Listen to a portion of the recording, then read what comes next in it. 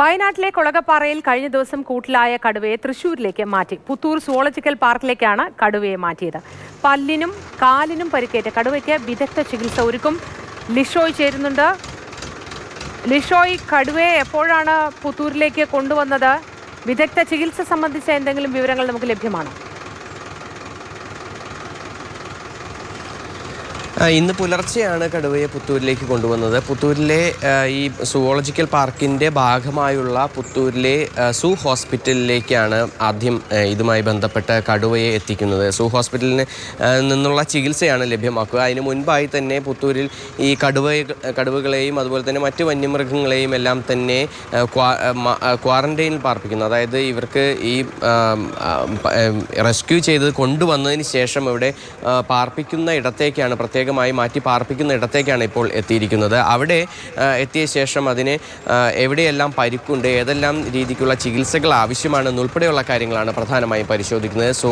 ഹോസ്പിറ്റലിലെ വിദഗ്ധ ഡോക്ടർമാരും ആവശ്യമെങ്കിൽ വെറ്റിനറി സർവകലാശാലയിൽ നിന്നുള്ള ആശുപത്രി ഈ ഡോക്ടർമാരടങ്ങുന്ന വിദഗ്ധ സംഘവും എത്തി കടുവയെ നിരീക്ഷിക്കും. അതിനുശേഷമായിരിക്കും ചികിത്സകൾ എന്തെല്ലാം ആവശ്യമാണ് എന്നുൾപ്പെടെയുള്ള കാര്യങ്ങളെല്ലാം തന്നെ പരിശോധിക്കുക. കൂടാതെ ഈ കടുവയെ എത്തിച്ച ശേഷം അതിൻ്റെ കാലുകൾക്കും അതുപോലെ തന്നെ പല്ലിനും പരിക്കുള്ളതായാണ് നിലവിൽ അറിയാൻ കഴിഞ്ഞത്. ഈ പരിക്കുകൾ എല്ലാം തന്നെ ഭേദമാകുന്നതിന് വേണ്ടിയുള്ള നടപടികളാണ് ആദ്യം ചെയ്യുക. ആദ്യം കടുവയ്ക്ക് വാക്സിൻ ഉൾപ്പെടെയുള്ളവ നൽകിയ ശേഷമായിരിക്കും മറ്റ് ചികിത്സാ നടപടിക്രമങ്ങളിലേക്ക് കടക്കുക എന്നാണ് ഇപ്പോൾ സൂ ഹോസ്പിറ്റലിൽ നിന്നുള്ള ഡോക്ടർമാരിൽ നിന്ന് നമുക്ക് വ്യക്തമാക്കാൻ സാധിച്ചത്. അതിനോടൊപ്പം തന്നെ ശനിയാഴ്ചയാണ് ഈ കടുവ കൂട്ടിലായത്.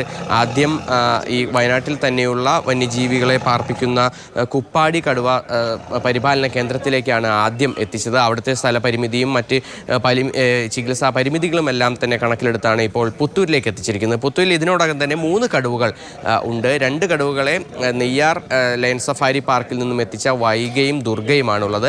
അതിന് പുറമെയാണ് കഴിഞ്ഞ മാസം വയനാട്ടിൽ നിന്ന് തന്നെ കൂട്ടിലായ മറ്റൊരു നരഭോജി കടുവ, അതായത് മനുഷ്യനെ ആക്രമിച്ച് കൊലപ്പെടുത്തിയ ഒരു കടുവയെ നേരത്തെ തന്നെ റെസ്ക്യൂ ചെയ്തതിന് ശേഷം ഇങ്ങോട്ടേക്ക് എത്തിച്ചിട്ടുണ്ട്. ആ കടുവയും നിലവിൽ ഇവിടെ തന്നെയാണുള്ളത്.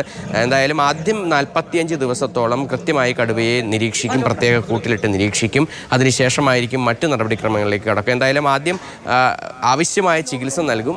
അതിനുശേഷമായിരിക്കും എന്താണ് ഈ കടുവയെ ചെയ്യുക എന്നുൾപ്പെടെയുള്ള കാര്യങ്ങളിലേക്ക് എത്തുക. സുവോളജിക്കൽ പാർക്കിലേക്ക് തന്നെ മാറ്റുമോ അല്ലെങ്കിൽ മറ്റേതെങ്കിലും ഇടത്തേക്ക് മാറ്റുമോ എന്നുള്ള കാര്യത്തിലൊന്നും ഇപ്പോൾ യാതൊരു വ്യക്തതയും വന്നിട്ടില്ല. ശരി ലിഷോയ്.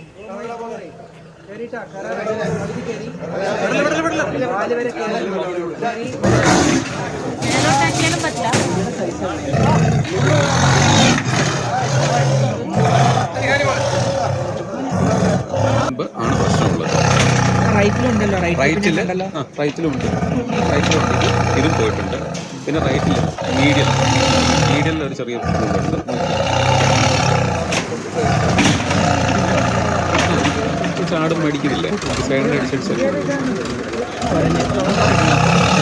പഠിച്ചിട്ടുണ്ട്. വീണ്ടും പോയിട്ട്